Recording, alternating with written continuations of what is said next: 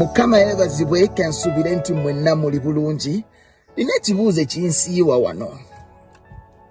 Juzi twalina abantu abamu nga balwanira ssente eza gavumenti nga baagala ssente ezo zigende eri bo. Mbadde mbuuza baazifuna? Bwaba baazifuna naffe batuweeko bannange, koze embeera mbi nnyo. Ekyokubiri, twalinanga ebituuti abayimbi bwe baaweerezanga omuyeye gw'abayimbi. Essaawa eno ebituuti ebyo tebiriiwo. Essaawa eno platform kwe twazanyiranga vidiyo ez'abayimbi omuyeye teziriiwo. Mbuuza ekibuuzo, bo balina platforms ki ze batucreatingidde? Abayimbi essaawa eno tulina abayimbi nga embeera ya covid 42 days zino zibayisiza bubi. Waliwo enteekateeka yonna ey'obbasakira kawunga oba ebijanjalo. I'm just asking, sagala muntwale bubi naye mbuuza bubuuza munnange nga president w'abayimbi ba gospel mu ggwanga lya Uganda.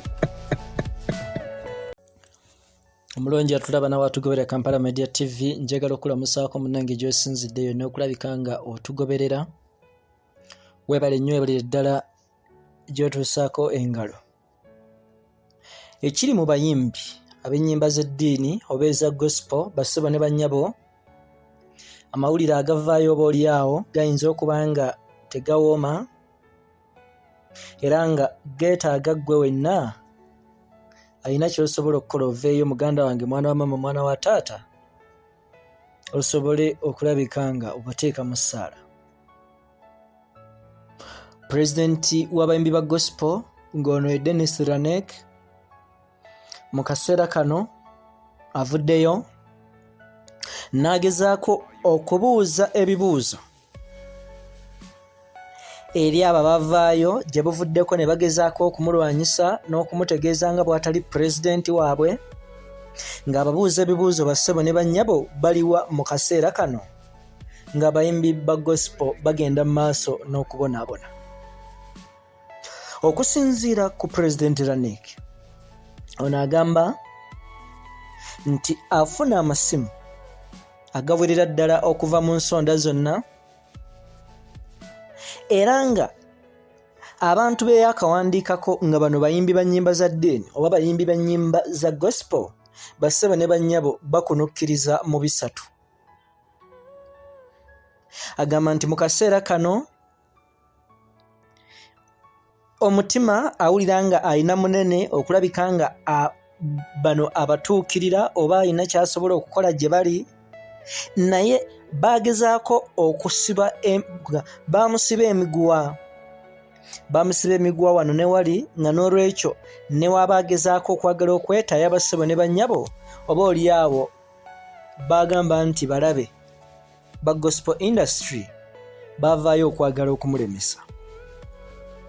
Mu kaseera kano ono kinajjukirwa gwatulaba naawe watuuliriza olw'ensonga ez'enjawulo.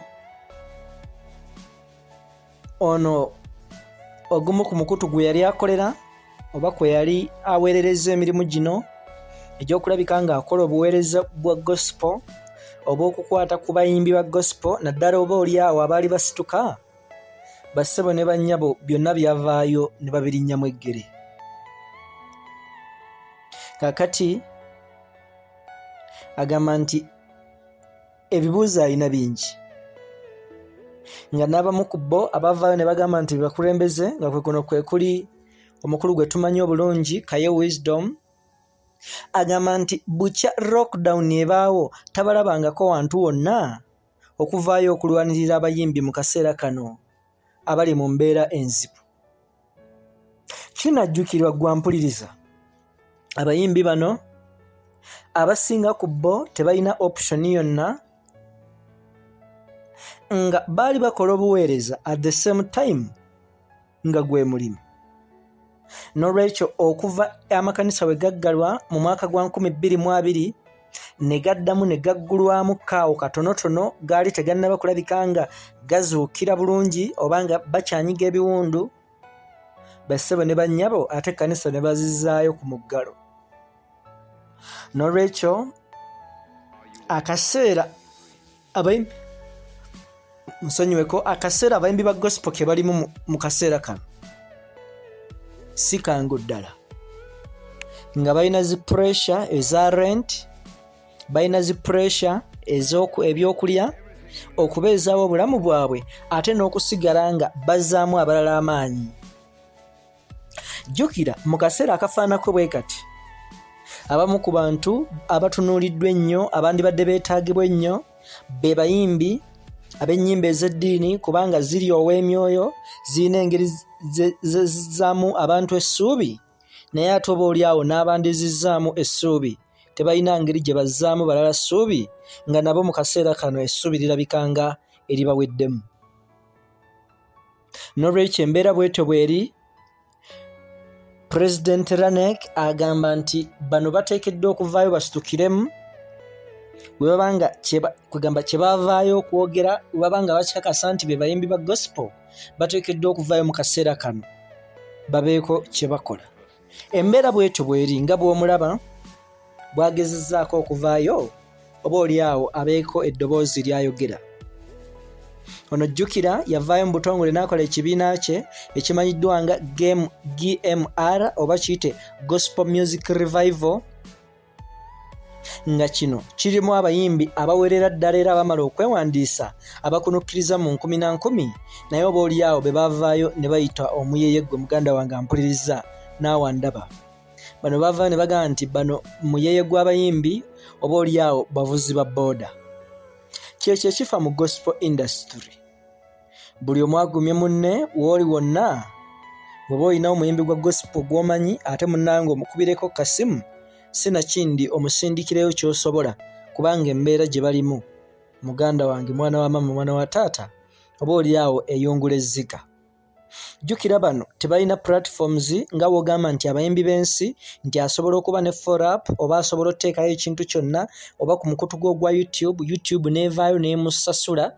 Bano follow-up yaabwe eri wansi nnyo, n'olwekyo ne waavaayo n'abaako kyakola ne waategeka live show, tewali bantu basobola kuvaayo bassebo ne bannyabo basobola kuvaayo ne bamuwagira oba oliawo nga bwe kiri mu nsi.